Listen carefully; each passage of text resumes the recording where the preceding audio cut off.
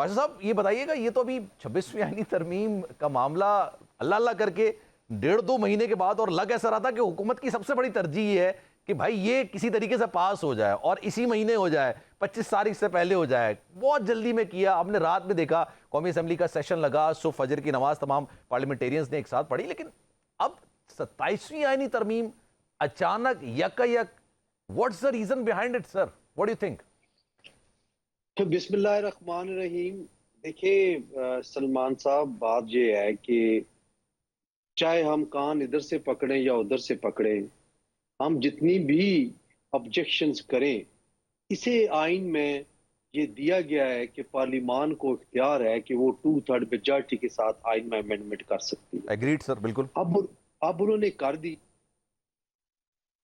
جن وجوہات کی بنیاد پہ یہ کرنا پڑی اس کی بھی متعدد وجوہات ہیں، جس میں کسی ایک ادارے کا دوسرے ادارے کی ڈومین میں داخل ہونا، اور جس کی وجہ سے ایک ادارے دوسرے ادارے میں ریزنٹمنٹ پیدا ہوئی، اور مسلسل جب دخل اندازی ہوتی رہی تو پھر بقول ان کے کہ مجبوراً ہمیں یہ کرنی پڑ رہی ہے. چلیں یہ بات بھی مان لیتے ہیں. اب بات یہ ہے کہ کیا اس سے پہلے عدلیہ آزاد تھی اور اب عدلیہ پہ پابندی لگ گئی ہے. اب ذرا اس سے پہلے والی عدلیہ کی طرف آتا ہوں. کیا یہ اس ملک کی عدلیہ نہیں ہے جس نے ہر مارشل لا کو انڈوز کیا؟ کیا اس ملک کی عدلیہ نہیں ہے جس نے ضیاء الحق کے مارشل لا کو درست کہا اور ذوالفقار علی بھٹو کو پھانسی دی؟ کیا اس ملک کی عدلیہ نہیں ہے جس میں انہوں نے ایک عامر پرویز مشرف کو یہ اختیار دے دیا کہ وہ فرد واحد 3 سال کے لیے آئین میں امینڈمنٹ کر سکتا ہے؟ کیا یہ آزاد عدلیہ ہے؟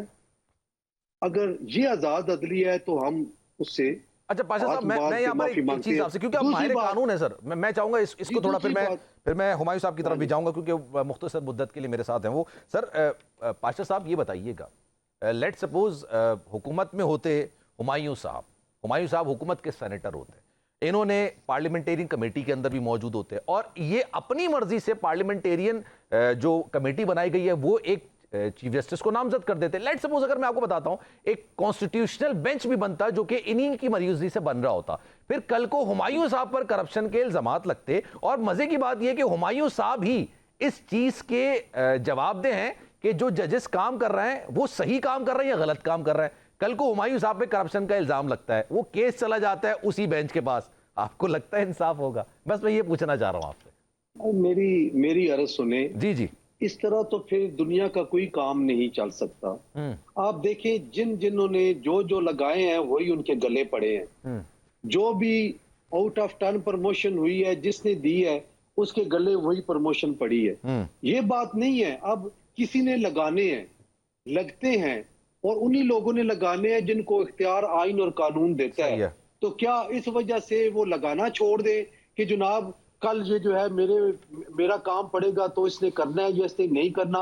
ایک بات آپ کو بتا دوں، جن ججز نے مارشل لاؤ کو انڈورس کیا ہے ان کے ساتھ ساتھ وہ ججز بھی تھے جنہوں نے ان کے خلاف ووٹ دیا، وہ ججز بھی تھے جنہوں نے پی سی او کے تحت حلف نہیں اٹھایا، وہ ججز بھی تھے جنہوں نے ایل ایف او کے تحت حلف نہیں اٹھایا، اور وہ عظیم لوگ ان کو ابھی بھی خراج تحسین پیش کیا جاتا ہے. سلمان صاحب یہ بات نہیں، میں ابھی بھی کہتا ہوں، کیا آج اس کے بعد جو ججز مقرر کیے جائیں گے کیا وہ سارے کے سارے ان کے ساتھ ہم نوا ہو جائیں گے؟ بالکل نہیں. ہر ایک اپنے ضمیر کا قیدی ہے اور ہر ایک نے اپنے ضمیر کے مطابق فیصلہ کرنا ہے. ایسا قطعی طور پہ نہیں ہے کہ جناب یہ جج جو ہے وہ کرے گا اور یہ جج نہیں کرے گا.